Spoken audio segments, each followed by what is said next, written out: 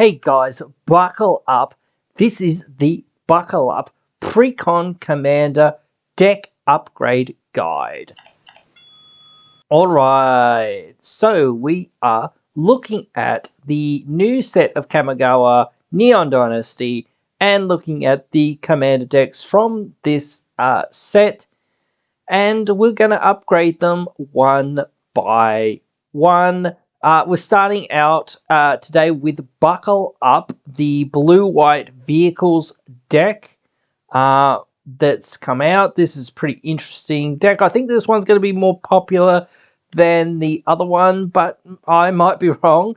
But anyway, we're going to do this in two sections, essentially, to a degree. First section is basically a budget version of, what I would suggest you put in and whatnot. We've got to look through the deck and have a look at what we're going to take out, sure, but we've also got to look at what we want to put in on a budget that we can sort of squeeze in there. And we'll also have a quote-unquote non-budget list, or a look at some non-budget cards so that you can fit those into your deck as well. So we better get right on into it. We're going to look at the face commander of the deck first off, before we dive too deep into everything else that's going on with this deck. So Crotri, Pilot, Prodigy, 3 mana, 2/4. Vehicles you control have crew for 2.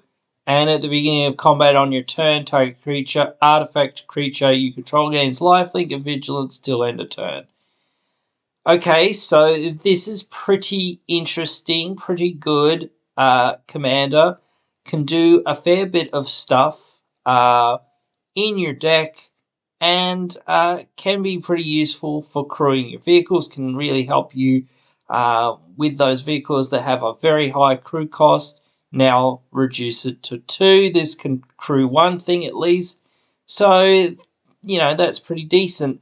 The good shenanigans, I suppose, for the most part, with vehicles is that whole it gets around board wipes.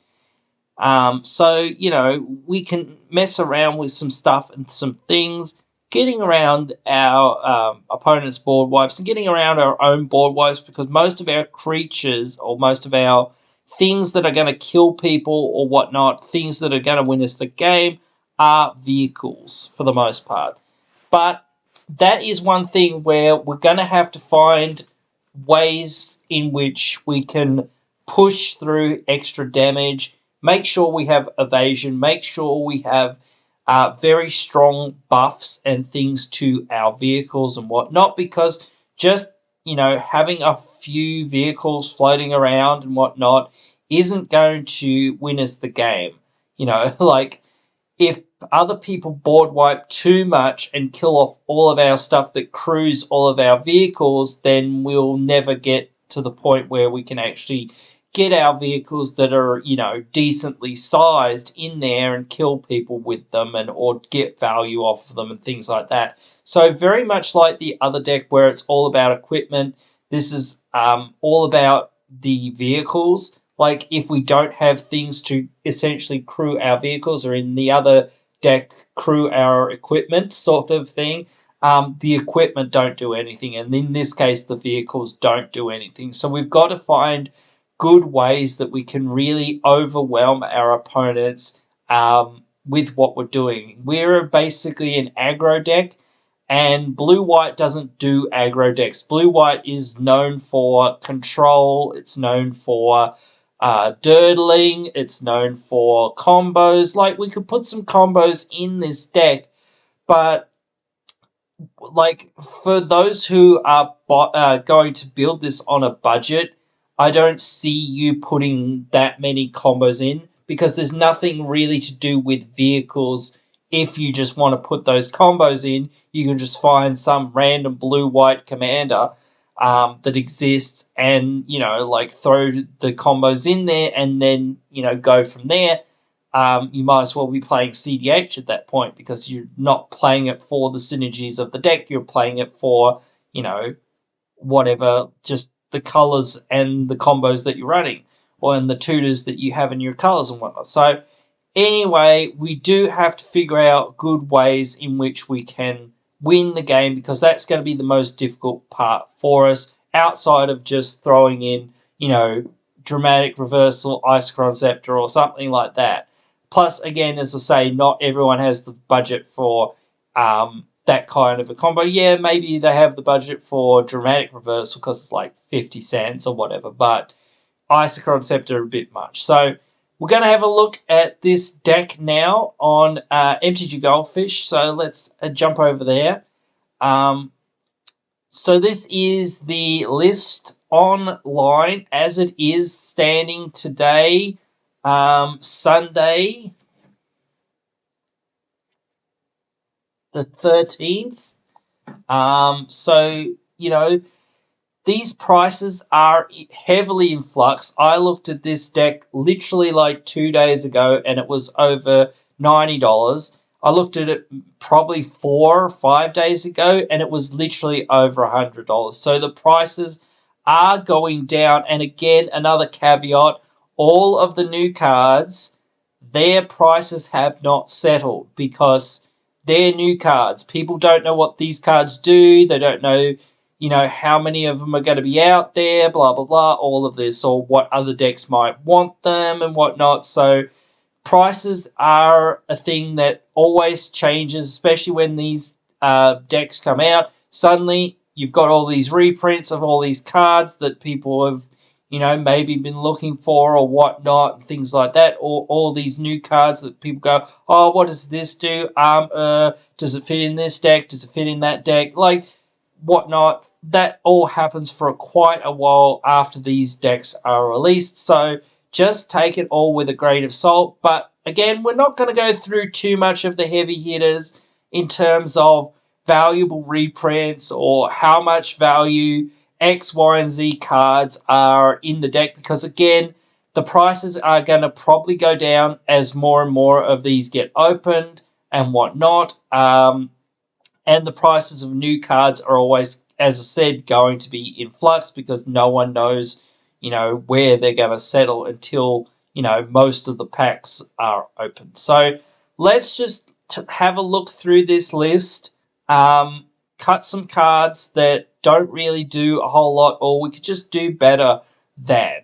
Obviously, I'm not going to say this every single time again, but again, I have to basically say it every single time. Take out these bad tap lands. If you have any budget at all, take out these tap lands. Temple of Enlightenment, things like that. Bounce lands, things like that. Unless they're a huge part of your strategy, you don't need them. Skycloud Expanse, not very amazing. It's always annoying to have to leave one mana up to be able to tap for blue-white. Port Town is not that bad, but you could take it out easily. But in a 2-color deck, it's fine, I think. But anyway, we're going to move on to the actual cards that are in this deck that you would actually think about taking out. I'd take out Thopter Spy Network, maybe. Because it's only one artifact on your upkeep. It does draw us cards, so that for 4 mana can be okay, I guess. But if we want artifacts, or if we want card draw, we can just get other things that draw us cards. But I guess we don't get as much upside. We get a 1/1 Thopter every turn. I think we could just leave it, but yeah, whatever. Swift reconfiguration. Yes, sure, we can enchant our vehicles to make them creatures, whatnot. Not that good. We need more things that are in this deck that will be more reliable because, again, auras are very weak. We want most of the vehicles that are in this deck and whatnot because most of them are just going to be really good for this deck, and that's our main game plan. Anyway, it's nice to see some of the cards that they put in here, and new reprints, or not new reprints, but new cards and whatnot, that give us good things. Wish there was a blue-white talisman in this deck, but beggars can't be choosers, and it's not that bad not to have it.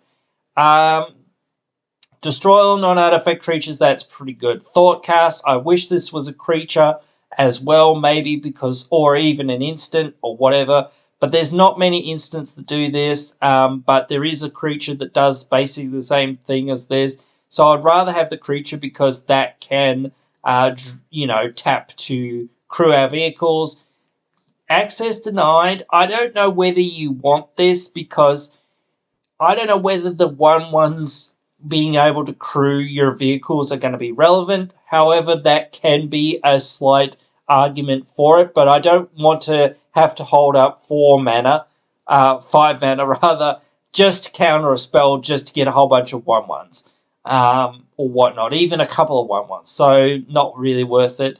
This release to memory can be okay, but it is only for 1 player and it is 4 mana. There's the new Farewell, which I think is much better. So I would just replace this with Farewell if you can get your hands on one. Crush Contraband can be okay, but we can just again do better than it. So we could take that out. Universal Surveillance. We've got to tap our artifacts and whatnot to improvise and whatnot. I don't think this is worth the time, really, so this can come out. I was actually thinking, what's the card from Strixhaven? I always forget its name. The blue 2 mana instant, you exile an artifact or creature and they get a 4/4. That would be really good in this deck as well, if you could find room for it. Jace, Architect of Thought, he can get his butt right out of here. He's not doing nearly enough. Carpitra Caranier, this guy, he can get right out of here. He does not really do a whole lot for what you want.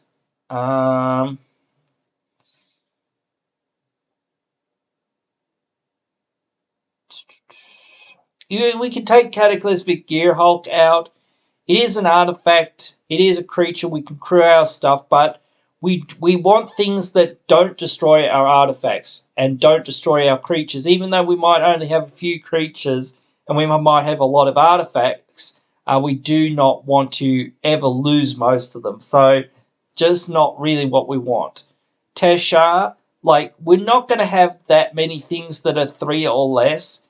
We are going to be casting historic spells, so I can see the argument for it, but I can also see an argument against it. So you can keep it in if you want, but I would think that it's one of those cards that if you found something that's a bit better or does more, yes, it crews stuff as well, so that can be useful as well. But again, there is more stuff that we can do.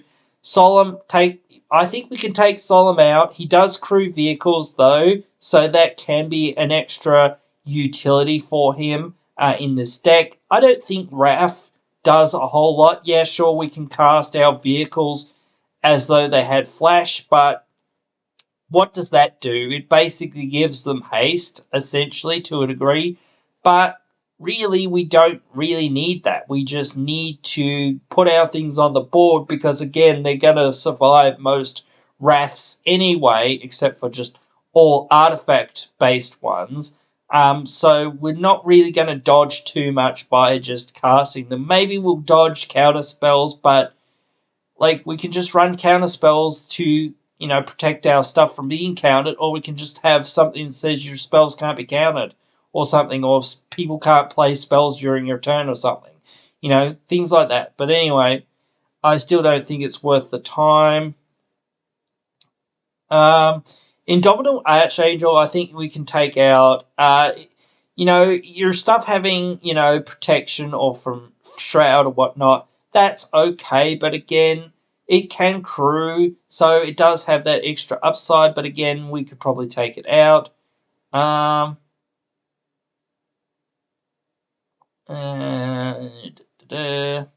don't love Hannah. She's very, very, very slow at doing what we want her to do. She does crew things, but she doesn't have power of 2. So that would be something I would genuinely look at and think about taking out. Miss Smith can be good, so I think that's fine. So I think those are most of the cards that I would, consider thinking about taking out to replace with other things. Again, we need more vehicles in the deck, but we'll have to try to squeeze as much in as we can. We could also take out some of the vehicles, like Cultivator's Caravan or whatnot, or whatever, some other things that are here, because I think Colossal Plow is a bit better than the Caravan. But again, we do need both of our colours. But to a degree, we also have a lot of colourless spells, so we could get away with running some colourless lands that also will tap for our colours, giving some sort of other circumstances and whatnot. So let's jump over and have a quick look at some of the cards we can put into this for a budget upgrade. All right, boop, cheap.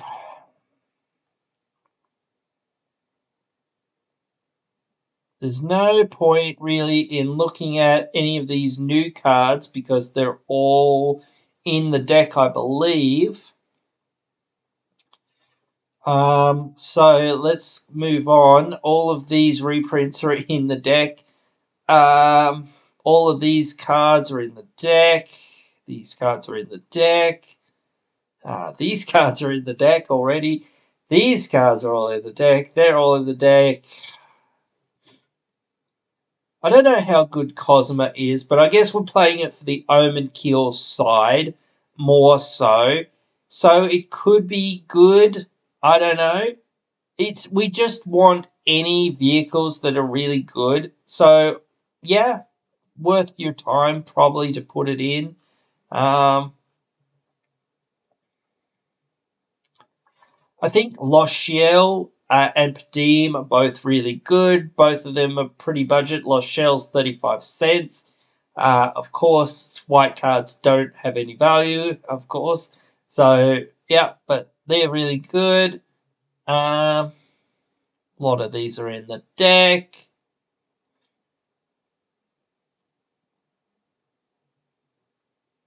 Actually, I looked at some cards that basically have inspired, and there was some interesting other ones that have inspired. There's basically a blue one that does a very similar thing to this, as well, so that one wouldn't be too bad as well. But this one isn't too bad. And there's also ones that when they tap, they draw cards and things like that. So there's also a blue one that basically draws cards when it taps, or untaps rather, things like that, or loots, whatnot. So that can be good. Decisive Engineer can be good. Deadeye Quartermaster are actually pretty good as well. Both of these are under 50 cents, so they're very good. I don't understand what Bruno's doing here. Verge Rangers can be good, though it's not really doing that much for us. Thought Monitor is great. We can really use that to great avail. Oswald can be really good as well. Oswald can help us sack our stuff when we have a glut of mana rocks and whatnot just lying around that we're not really doing much with, and actually help us find our, win conditions or our creatures or our vehicles that we need so that we can get ahead. Ornithopter of Paradise is a good mana rock, plus it can crew things sometimes, or it can help crew things sometimes, so it does double duty, so that can be really good. Keeper of the Accord can be okay, but it's not really doing that much specifically for the strategy, though it can crew things as well. And it can make things to crew our vehicles and things like that. Plus, again, like our vehicles don't count as creatures on opponents' turns. So we will, as I said, we won't have many creatures on the battlefield for the most part, so we can get free creatures every turn out of this, so it can be really good.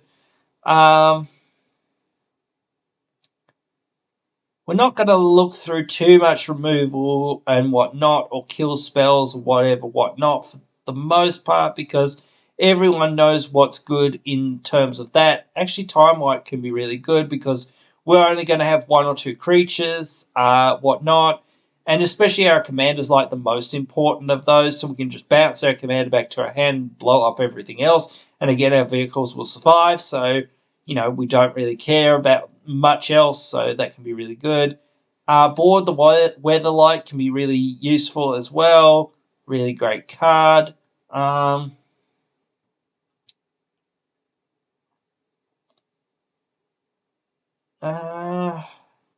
this is in the deck. I think these are in the deck. I think this and this are in the deck. This is definitely in the deck. I'm pretty sure I just saw it. I think this might be in the deck. Not 100% sure. Mirage Mirror was in the deck. Still pretty good. What other really good cards weren't in the deck? We could put in Dermataxi can exile stuff. That's okay. Can, help you out. Conqueror's Galleon can be really good. And whatnot. So we would think about that. Forsaken Monument, really good as well. Plus, again, it helps buff our vehicles, helps us add more life gain to the deck that might need it. Biden of Thassa can be really good too. Wayfarer's Bauble, we're not in green, so we could take this very easily. I'm not a huge fan of Antiquities War, but you can certainly put it in if you want to, though I always find that the double dig almost never hits. And then when you get to the last one, you only have a few. If you only have a few vehicles, it doesn't really do a lot. Plus, again, it takes 3 full turns to really get to that ability. So people have a very long time to react and prepare for it. So it's just like not really that good. Tempered Steel, very good though. Tempered Steel can really help us out, get through that damage that we need to get through. Efficient Construction could be good, but we don't want to put too many auras and things in this deck that we're not really doing stuff with. Mirroring can, same sort of thing. Same with Felidar Retreat. They can be really good, but again, we don't want to put too much in here that's off the main game plan. Even so, I'm honestly thinking there's not much else in this list, as I recall. Actually, Buried Ruin can be really good as one utility land, and Mistress Factory can be really good as a utility land. We're not going to go through too much of the mana rocks. Those Strixhaven Stadium can be really good. Midnight Clock can be really good. I'd prefer, if you're going to have a mana rock that's 3 mana, you want something that has a big impact on the game or draws you cards late game or can basically win the game as an alternate win condition. Prismatic Lens can be really good too. So, yeah, toss that in there if you've got them. And again, budget is everything. And as I said, this is a budget list. So if you've got any of these cards, you can definitely put them in. Otherwise, don't worry too much. Deserted Beach, Power Depot, Glacial Fortress, all of these are really good. So I would consider putting them in as well if you're running on a budget. But I know there are some people that aren't running on a budget. Some people will toss hundreds of dollars into this deck. So let's have a look at a non-budget version of what you could put into this deck. Alright, boop, expensive. Again, we're probably skipping the new cards and the reprint cards because that's everything that was already in the deck. Urza can be really good. Tap things for mana. Shuffle our library. We can get the top card into play for free, essentially, or for paying that 5 mana. Tutors can be really powerful and really good. Enlightened Tutor, Fabricate, both fairly good. Of course, Cyclonic Rifts are just an amazing card, no matter what, but still I don't know, Talisman of Progress is quite up there. I don't know whether you need Esper Sentinel, but it exists, and yep, it exists. Let's see what else can go into this deck. Actually, Vidalcan Archmage, that should have been in the budget list. I don't know why it wasn't in the budget section.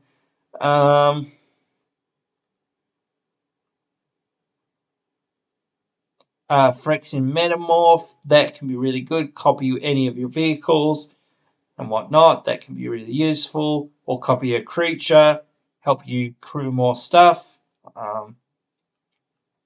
Metalwork is obviously really good, but it also is hit and miss. I will say that. Plus, again, it has to untap to do its thing, and or basically everyone and his grandmother knows how stupid this card is. So most people will kill it on sight.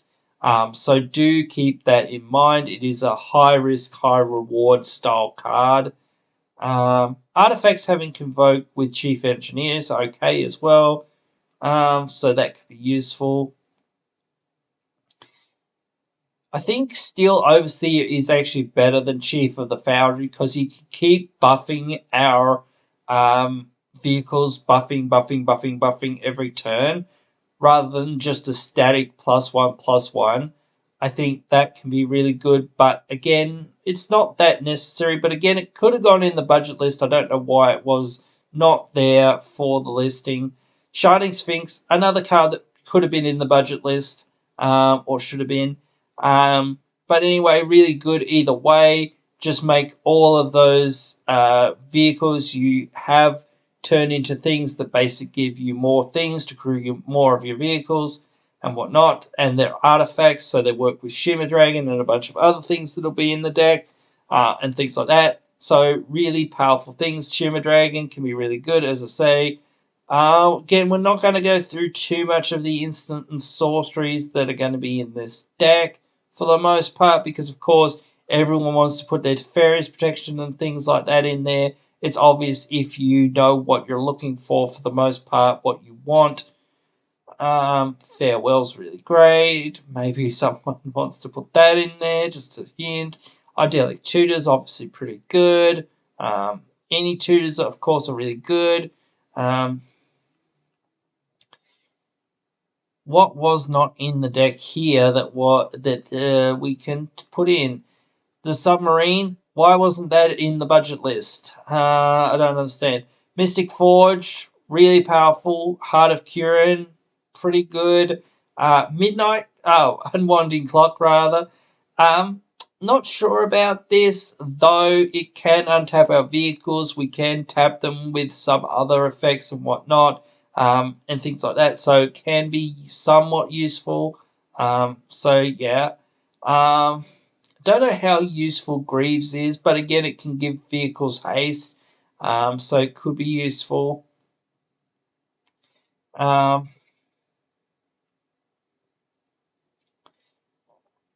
Okay, Harvester can be okay, but making it work is a little bit. Cloud Key can be good. Prototype Portal can be annoying. But it's really weird to make copies of things, so you can keep making copies of things. Inspiring Saturate can be really good as well, though again, we're not going to have that many non-artifact spells for the most part. You can put a Mirror Maid in there because Mirror Maid's pretty good. You can clone one of your vehicles and whatnot, so it can be really useful. Inventors Fair, Academy Ruins can be really useful. Blinkmoth Nexus and Blinkmoth Inkmoth Nexus can be alright because they can help crew your vehicles and whatnot. Low opportunity cost, same with Mutavault. If you've got the budget for these sorts of things, Field of the Dead can just produce free crewers and whatnot, so that can be really useful as well.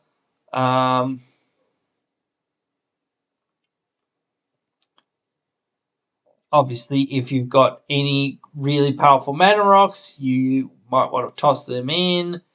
But not really going to need to talk about them here. Obviously, again, if you're playing on a higher budget, for the most part, you're going to know what lands are good. Tundra is obviously really good, but if you don't have one, again, don't worry about it. Hallowed Fountain, Sea of Clouds, Flooded Strand. You don't even need a Flooded Strand 100%. So, again, if you've got it or if you've got the budget for it, maybe think about putting it in. But otherwise, there are other options. Ataka Wastes can be really useful. Again, those sorts of lands. Nimbus Maze can be all right as well. And so can Mystic Gate.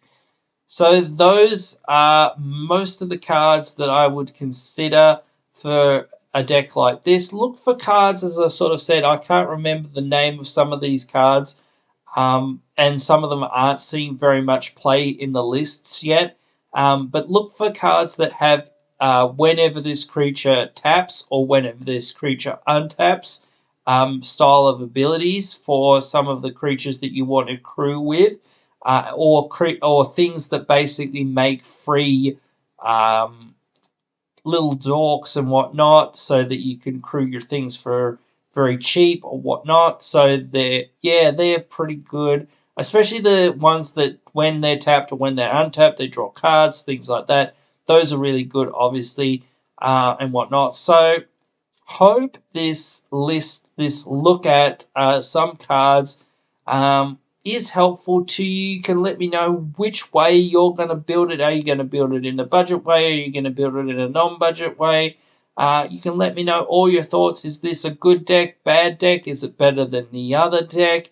Whatever you want to tell me, write all your thoughts down there in the comments below. I'll be sure to respond to all the comments. I really do love interacting with you guys, talking about EDH and all the geeky things that we love.